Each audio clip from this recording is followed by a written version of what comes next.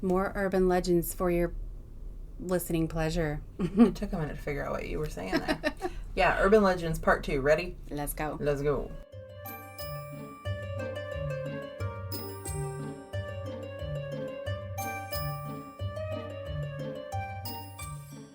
Hello, I'm Ash. And I'm Len. And this is Only If You Can Keep Up. So we're each going to talk about a spooky urban legend that, once again, urban legends are things that have been passed down for generations. Mine's not necessarily generations, though. Mine's a fairly newer guy. Oh, yeah. Yeah. So, yeah, kind of stories that have been passed around. They may be a little different depending on where you hear them. Where you live, yeah. Things are different, yeah, completely.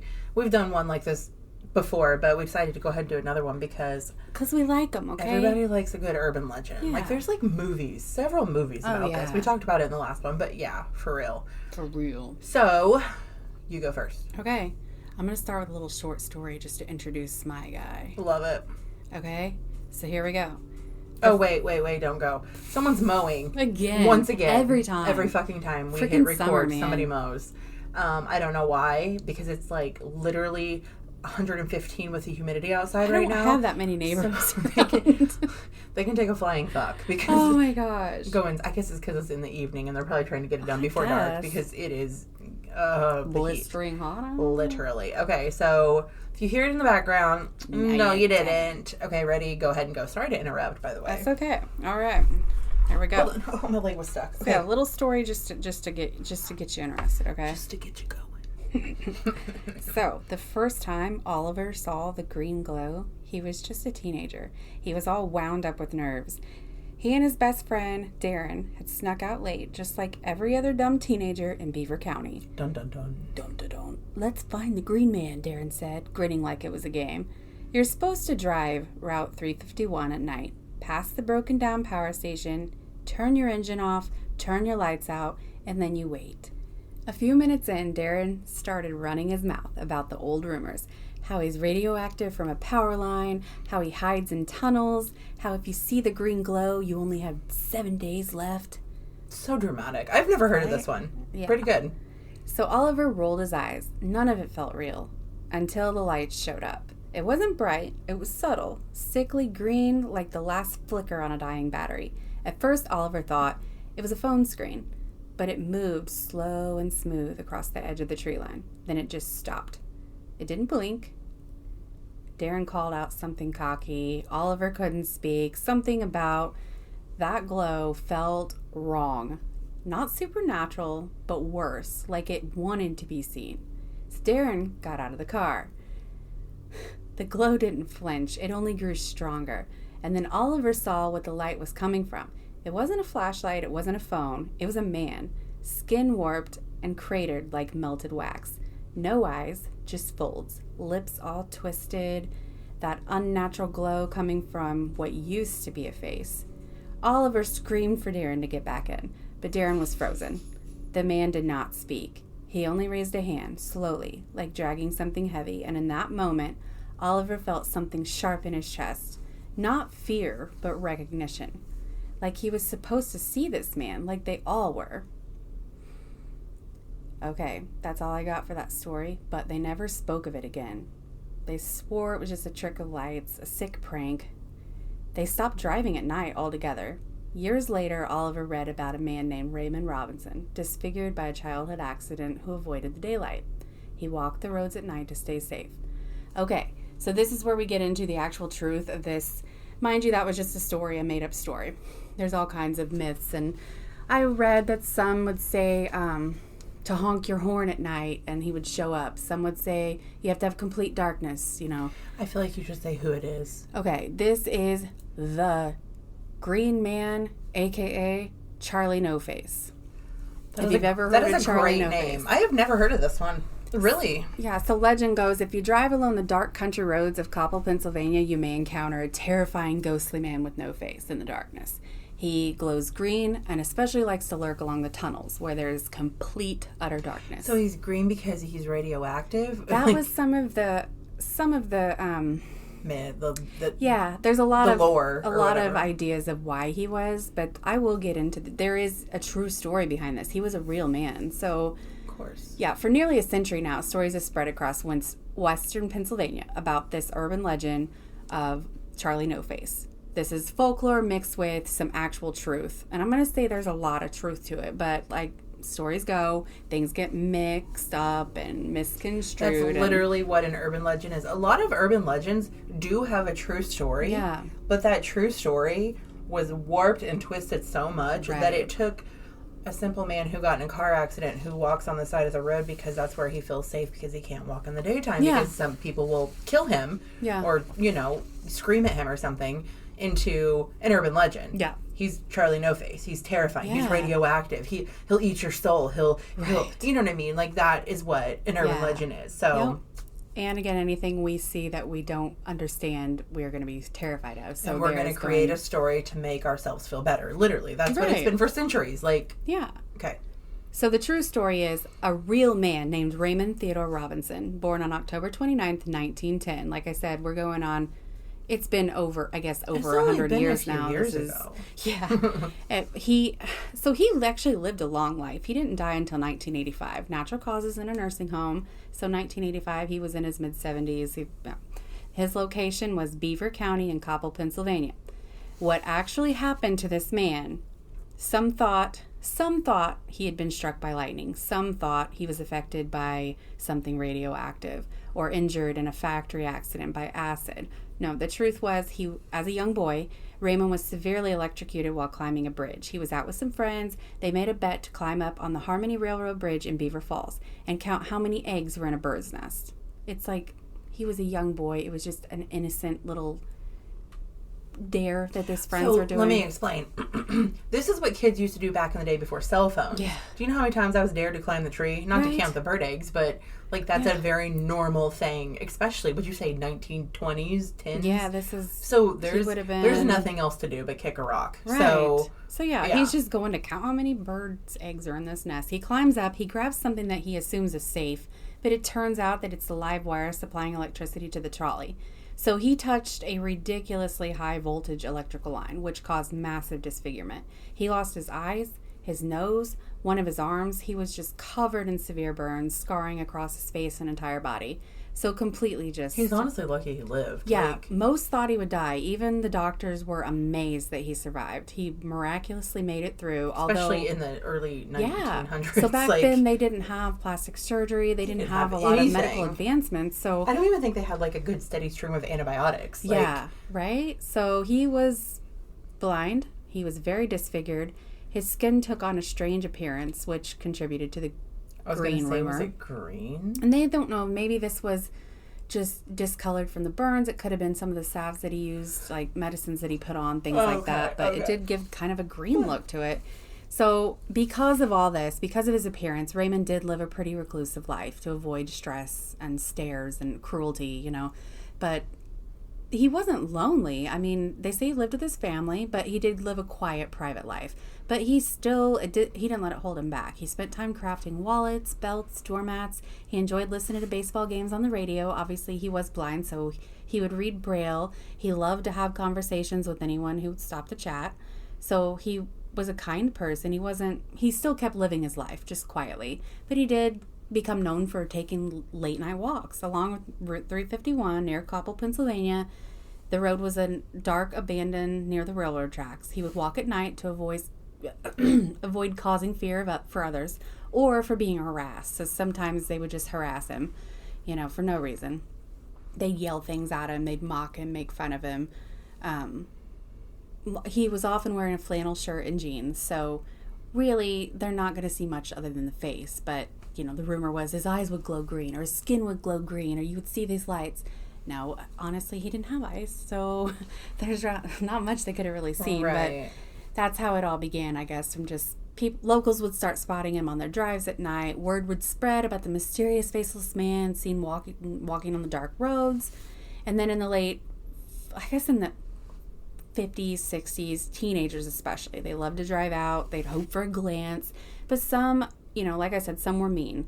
But others would actually stop and talk to him. They realized this is a real person. Maybe he'll talk. And he loved to talk to people. He would stop and have conversations, and the ones that got to know him realized he was actually a really nice person and he had a lot of interesting stuff to say. Some were scared, others were curious. But the ones that would get to know him, they'd actually bring him gifts. Like, they'd bring him beer and cigarettes, and he would tell them stories and jokes, and he would share baseball statistics and things like that. So he did get to know a lot of the locals. But I wonder if he would ever, like, you know, like the assholes that mess with him and stuff, if he would ever, like, purposefully maybe spook them. Yeah. You know what I mean? I like, could see. why wouldn't I like, would. YOLO. Like, have Right? fun for I would. real. I can't believe I just said YOLO. But, you know what I mean? Like, you're going to be a dick, I'm going to be a dick. Right? And there the legend starts. That one jackass saw it, and now the whole town thinks there's this creepy guy that walks the line of the woods that's gonna... People are cruel, like, for literally. But over the years, his story warped into a chilling urban legend, especially among teens. It was something for them to drive around and look for. I wonder if it still goes around now. Like, because obviously he's gone. Like, he's dead. I think over the years, people realized that he was an actual person, and he became like a local legend more of a respectful way, because the people who met him would share stories about what a kind, gentle person he was. So I think the locals actually realize now that it's not, but I think it's still kind of a fun story that goes around every now and then. But they would say that his skin glowed, and I think that's where people thought that the radioactive thing was. But from what I know, there was nothing about radioactive stuff. But he spaced out. I'm sorry. I thought you were listening to the lawnmower. No, I'm just spacing out. Oh, so the Charlie... we know where the green man came from, the green color. But the Charlie No Face, obviously, because his face was pretty much melted and he had no eyes. Name was not Charlie. Where Charlie came from, I have no idea. But...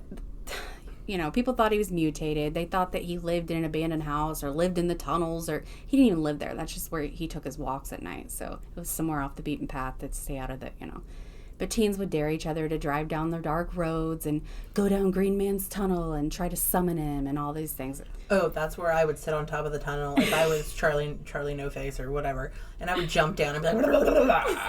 You know what I mean? Like, scare the dads. Assholes is what I was trying to say. Scare the assholes. Yeah. Anyway.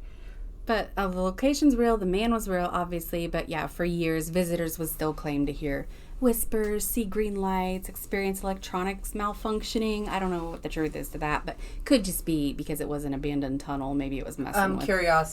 Curiosity killed the cat over here. What electronics were malfunctioning back in 1920? Right? Like, what were they taking out? Their radios or... Like, they must have been rich kids. Right. I guess in the 50s and 60s, I guess they could have had more. Maybe CB radios. When did those come out?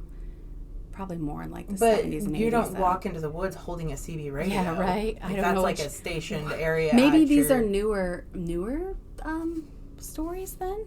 I was just curious. You said, what would you carry out there? Maybe their car, they say, malfunctioned or something. I could understand that. But, like, it's not like your iPhone's out there glitching or some shit like that because we don't have them there. Yeah. Like, they're not a thing. Right. Yeah, but that's all I really got on him. It was pretty much just a spooky legend created from a real man who lived a really hard life. It's pretty much like an urban legend that has a true story underneath. Mine is the same. Mine is an urban legend that has a true story underneath. And the story, I don't know. So I am also going to start out with a short story. Okay. I'm also not going to say who my guy is until after the story. Because I want you all to guess. I know you know because we talked about it. But, guess, okay? It took me a few guesses and I still didn't. Well, I got close. No, I had to tell you. Okay, so Olivia was 11 when it began. She lived in a small town, the kind where everyone knows your name. But the woods behind her house held secrets no one ever talked about. People called them the Quiet Woods. No birds, no animals, just shadows in the night. One late summer evening, Olivia's cat Moxie ran out the back door chasing something invisible. Olivia couldn't see it, but she called and called and called, and the cat never came back. That's when she first noticed him, standing at just the edge of the trees, a tall figure, impossibly thin and motionless. His skin was pale, almost glowing under the moonlight. He wore a black suit, but his face, or rather the lack of his face, was the worst part. No eyes, no nose. Smooth, white nothingness. She'd blinked, and he was gone. The next day, Olivia found something strange. Inside of her school notebook was a drawing. It was a child's drawing that she didn't do. A tall stick figure, featureless, looming over a small house.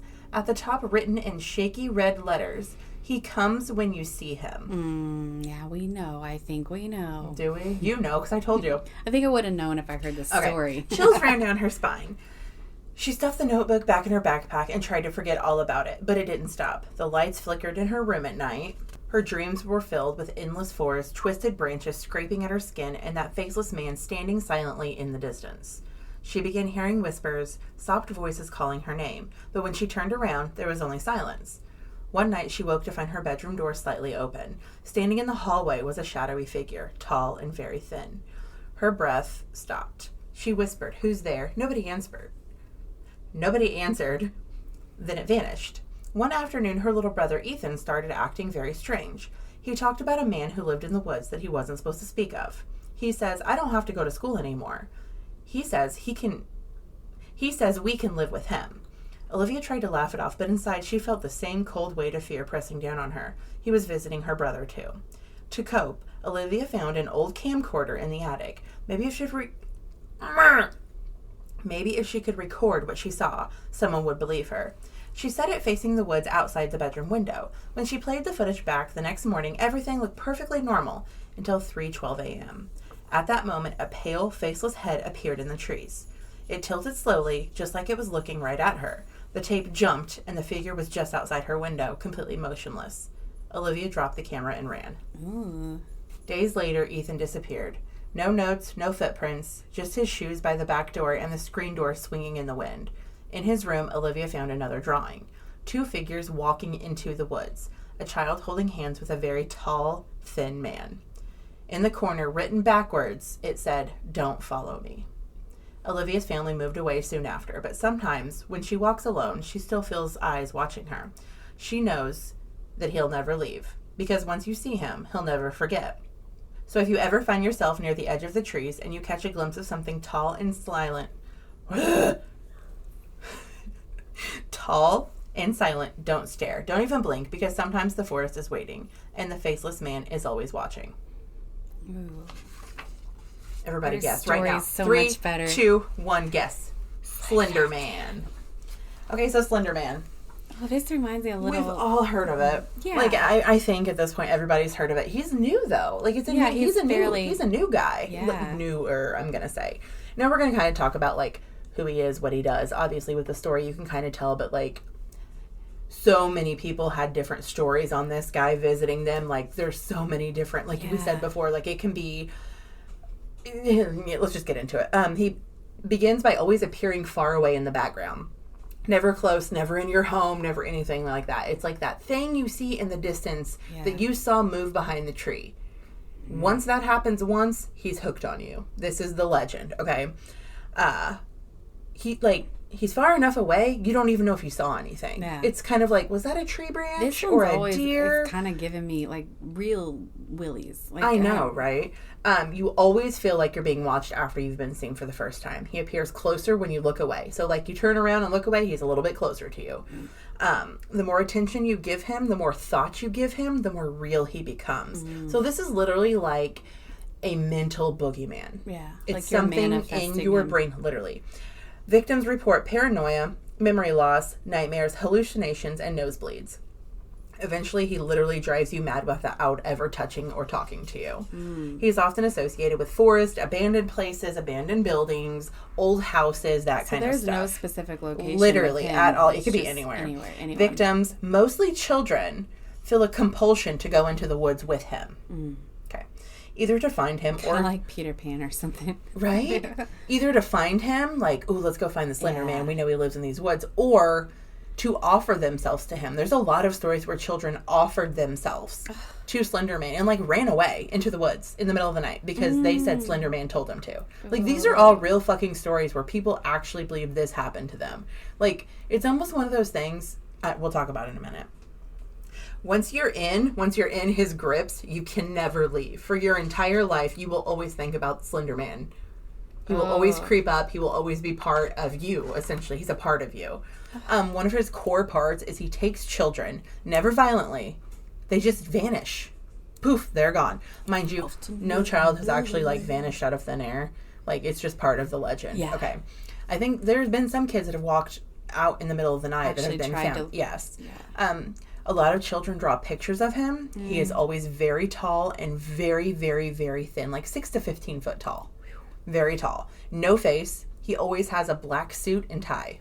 These are like multiple children drawing this. Sometimes he has tentacle-like appendages. Sometimes he can have like octopi arms. He never speaks, ever. Never in any account has he ever spoke a word. He just watches you. He never acts directly, mentally influences you with your brain. Like, he makes you create him. Like psychic control. Exactly. He doesn't chase you. He just waits. He doesn't speak to you. He's completely silent. Once he does mark you, he doesn't stop. We've already said that, but creepier way to say it. Yeah.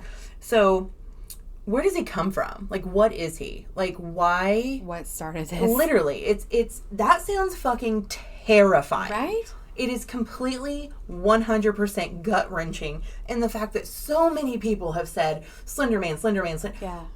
So many people. I remember people. it getting really big all of a sudden. Yeah, and, like, you want to know why? All the time. Are you ready? Yeah. Okay.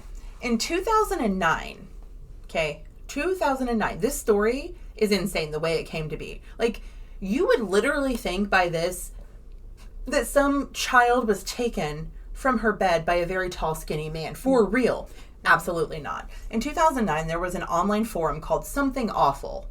It was just an online fucking forum.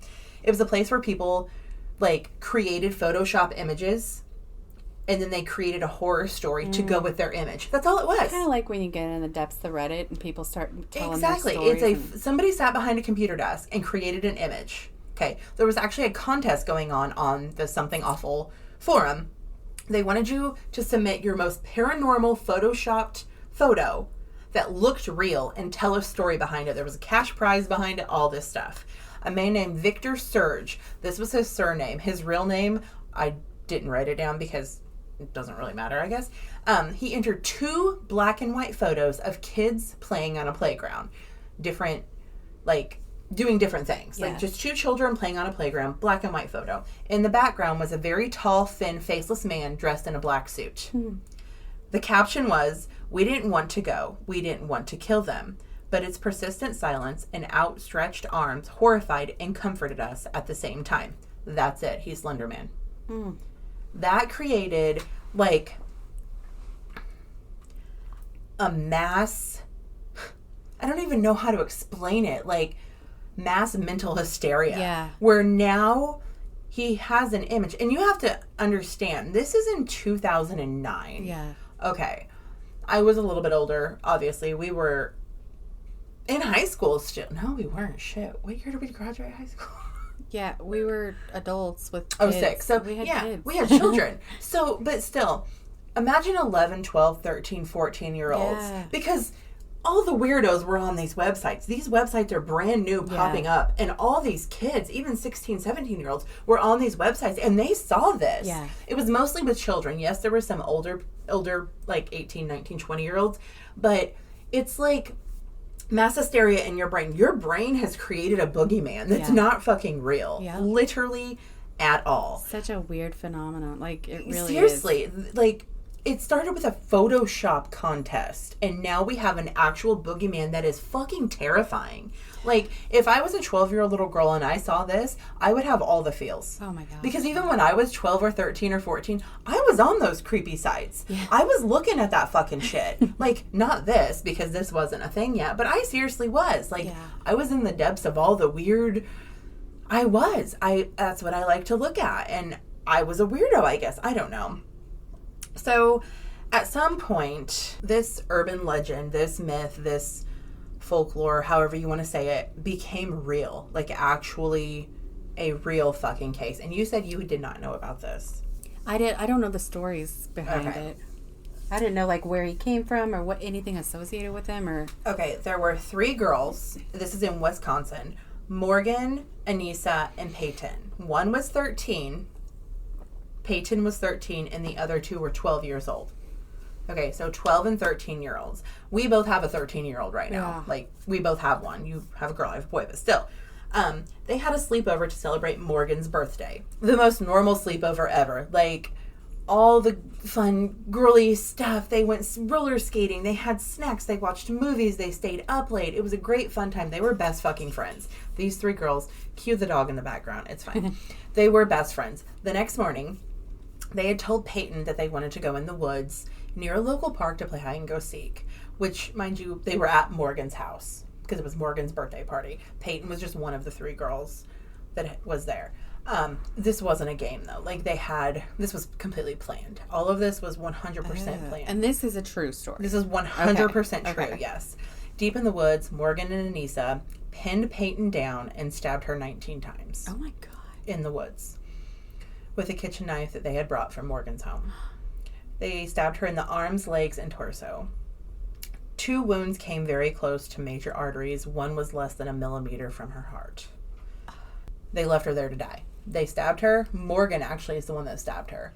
Anissa held her down. And then they took off fucking running back to Morgan's house. They left her to die. They did not want her to live. Oh, my God. Somehow, she crawled out of the woods to a nearby bike path where a man was out for his morning bike stroll, like he did every morning, and he found her laying there unconscious.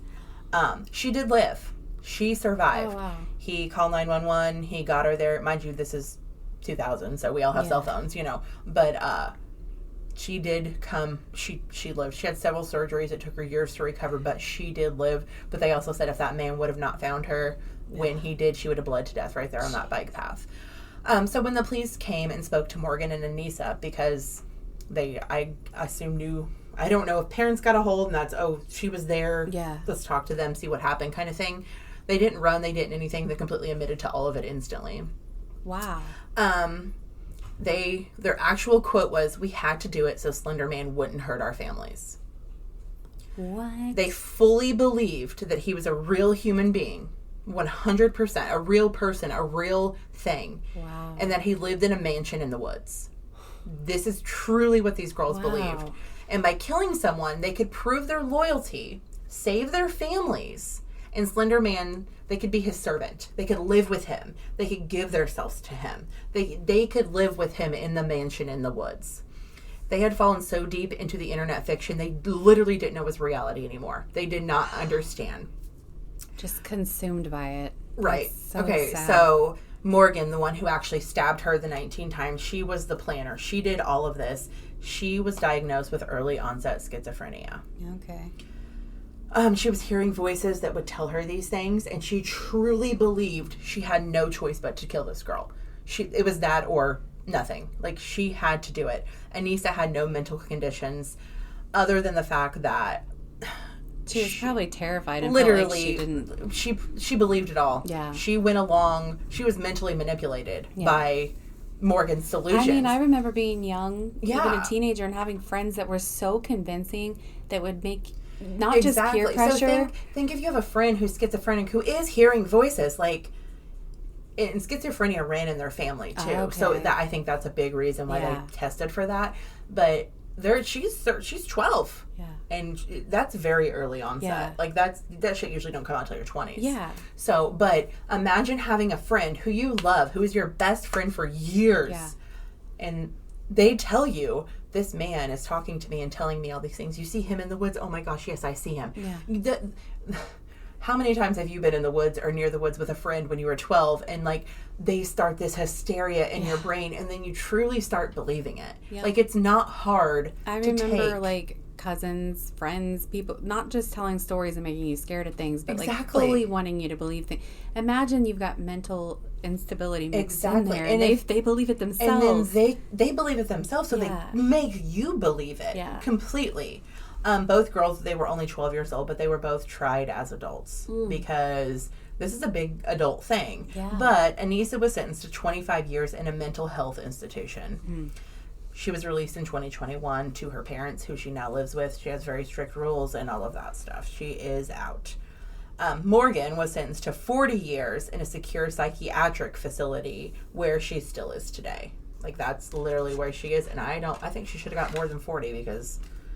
That's wild. Yeah, this shocked the entire world. I remember when this happened. Like, I remember watching the news. Okay, so my grandma is a big true crime person, so she was all about this shit. Because it was all over the place. Like, it was nowhere near us at all. Yeah. But we heard about it on our fucking local I news. remember it being really big and I people do too. saying, like, watch your kids, be careful, things like that. But I can't... This case our itself... oldest, they were both so small at the time. I don't think I just didn't look far into it. I watch true crime every day. So this is the first huge thing that started questioning the internet with our children. Mothers and fathers and schools are like, whoa. This little girl saw this photo on the internet, and she took a photo of a man. Just a photoshopped photo, and created an entire fucking illusion. Wow. Like, 100%. I'm sure she read forums and, went in and got, you know what I'm saying? This is when we started saying, maybe we should not let our children have freedom on the internet. Because the internet was honestly not around very long before the sickos took it over. Yeah. And the sickos still own it, if you haven't noticed. Like, 100%. So check your kid's shit. Just saying, after this, school started blocking certain websites. School started saying, no, we can't do that anymore. You've got to be strictly on A, B, and C. You know what I'm saying? This got so out of hand because after this, I mean, a little girl almost died. Like, seriously. Slender Man stories were still coming out. And, like, of course, they're getting more gruesome and more crazy. And I wonder what the original creator thinks of all this. He released a statement after the little girls got sentenced. And all it said was, Slender Man is not real and does not want your sacrifice. That's it. Wow. Yeah. That's all you got. You'd think you would feel terrible. Right. Wow. I looked to see if there were any, like, newer things of people saying Slender Man, but all the ones I found were older, early 2000s. Almost like it kind of got really big, like, and then just kind of died anything down. after 2000, about 15, 16, maybe 17, you don't really see it anymore. It's more talking about people reading the stories kind of thing. But there are other things like this. Yeah. Like, not a Slender Man who's going to wants your sacrifice or anything along those lines, but, like, what is it, the Black Hat Man? Yeah. Or what? I was thinking of, like, the Hat Man and the Hag and thing, like with the sleep paralysis stuff. Yeah. Because that's almost like a mass hysteria thing too. Right. But I don't know, like, I remember I have sleep paralysis a lot. I did when I was little. I remember those things before I ever heard about them. So that's weird to me. But my thing is your you probably did hear about them. Maybe. But your subconscious didn't remember it. You know, your brain, there's no way your brain and freaking, I can't think of a name to save my life right now. Sarah's brain and Bill's brain and Tom's brain, who have never met, never spoke, never had a conversation, literally across the world, people, I cannot speak today, have the exact same experience with that man. It was probably a video you came across when you were younger. TikTok. No, I'm sorry, not TikTok. I was like YouTube. This was like the 90s, and I would have been before internet, before, I don't know. Someone talking about it. I don't. Yeah. See, that one just. That's crazy. Yeah. Because anyone I've ever talked to with sleep paralysis says that they remember from a young age having that same. But it's like maybe we did read something, maybe we did see something. Now it would just be like, oh, we've all heard it. It makes sense. Like we're all thinking about it because we've heard about it. But being a little kid before all this exposure, I don't know where it came from. And that's why I get into spiritual stuff. I'm like, well, maybe there is some kind of realm bleeding through. But this Slender Man thing, but the way the original guy isn't more like. Oh, makes me wonder if he experienced something before he put it. Maybe he makes did. me wonder if there's more to it that we'll just never know. I don't know. I guess I could always. And they say some people with schizophrenia that, it's not all. I'm not saying that. I don't know what I'm trying to say. Maybe they really are picking up on things that other people aren't sometimes, like things that are out there. I don't know. It's creepy to think about, like, and it's scary. So, if you're a Criminal Minds fan, they did an episode inspired by Slender Man. It's called The Tall Man. It's a whole episode. Actually, I think it might. I don't remember if it's one or if it's a couple, because sometimes they'll do like 3 where they're still trying to catch the boogeyman, and it's really fucking eerie. Like, I just looked up the exact episode so that I could tell you, and then I closed it out because I am me. Season 14. The episode is called The Tall Man. He's literally inspired by the Slender Man. It's probably, like, I don't think things are scary, but weird, odd noises in people's mouths opening and twisting and contorting and stuff like that gives me like, oh, fuck. You know what I mean? Like, I'm not scared. Yeah. But it's like, we should probably, like... But it all came down to something happened. Like, something happened to a group of people when they were, like, in a home together. Yeah. And it caused them to have these memories later on. Yeah. Across the world. You know what I'm saying? It's a really good fucking episode. If you are a Criminal Minds person, The Tall Man, I suggest you go watch it because it's pretty good. It's very good. I also saw a thing where Morgan, the girl who survived the stabbing, said she never spoke to them again, obviously. That it took her wounds to heal less time than it took, like, her mental state to heal. And that she still, to this day, sleeps with scissors under her pillow. Oh, my gosh. Like, because she just can't. Oh, that's terrible. And you could never trust anyone again. Literally. Like, your best friends who you spend all your time with. That's a lot of therapy. Yeah. Like, that's a lot of therapy to be able to trust people again, to be able to... And especially because that girl, Anita, got out in 2021. So that was only 4 years ago. So, like, probably brings everything back up again, knowing she's out and all of that stuff. Yeah. That's... That has always given me the creepies, the Slender Man thing. Like, it's one of those, like, should not speak about it kind of things. I like Voldemort. Yeah. Really? I always feel like I don't know, like I'm not supposed to read about, I'm not supposed to look. I don't know. It gives me a weird...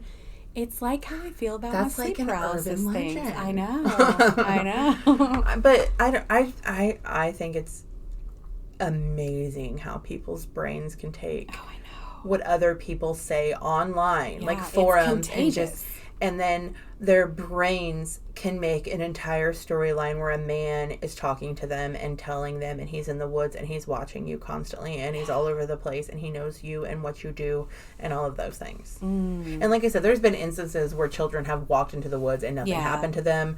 There's been instances where they've tried to get out and their parents catch them. Yeah. Most adults have not seen Slender Man or even know what it is. It's mostly a child thing. Yeah. But those 3 girls are 100% real. There's so much more to it if you would like to go. There's TV shows about it. I think they made a movie about it. Like, there's so much you can go and read about those 3 girls. I did not say their last names, I did say their first names, but to protect them in some way, because they were children when it happened. They're not now, but they were children, so. Yeah, those are our 2 creepy, eepy... Yours is urban legend. Definitely better. Well, the Slender Man is just good. Like, that's a good fucking story. Yeah. And there's never been anything like it since. Well, there's been a couple things, I think. No, maybe not. Maybe I'm crazy. Like, as far as urban legends, you don't hear a lot of new ones anymore. What was the one with... I just remember my kids talking about it a couple years ago. Something about the lady in the closet. And she was like a creepy, like, white-faced... person, and her mouth would open, and we talked about it before. Was it something with one of the games they played, or? I don't remember. I know there was a game that had a creepy... No, it wasn't. Hold on, 1 second. Okay, so I looked it up, and it's called Momo.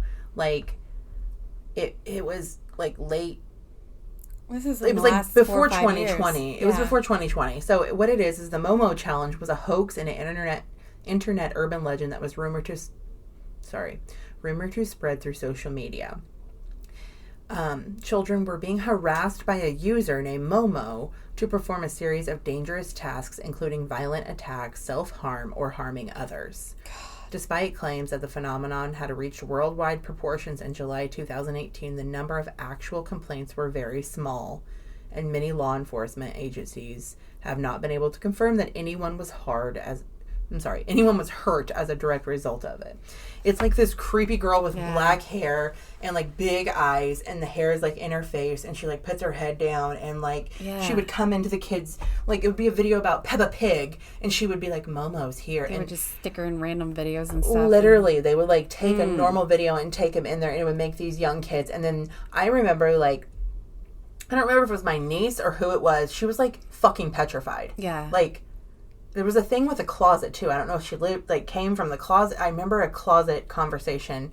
And then, this is before I allowed my children to YouTube. Like, they didn't do the YouTube pretty much at all for, maybe my oldest. I don't know. Yeah. But that's another thing. Like, it's a girl who's making you do stuff through YouTube. It's an internet urban legend, kind of like the Slender Man. He was the first internet urban legend, I guess, and then we went from there. I'm glad, but surprised that there's not been more stuff like that with the internet. I know. I'm sure there probably has. We just don't fucking know about it. I'm sure there has at some That point. shit's terrifying. Like, Literally. because like you said, mass hysteria and just oh my God. the contagion of, like, just how it can consume, especially young minds. Okay, so, like, the way, I'm going to piss some people off with these words, but the way the younger generation is right now, if something like Slender Man came around, they would fucking heartedly believe it instantly. Because us as, like, grown people who are millennials and have seen it all, if we heard of a Slender Man for the first time right now, we'd be like, shut the fuck up and go home. Literally.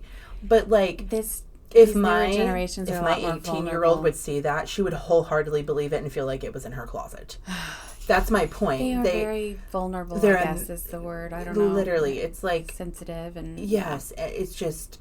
It's insane. And it's terrifying, and let's hope it never happens. Right. Cross our fingers, hope to die. No more hoaxes and urban legends for children, please. Absolutely not. So, if you'd like to get a hold of us for any reason, you can do so at onlyifyoucankeepup at gmail.com. Just don't. Just okay. don't. Okay, bye.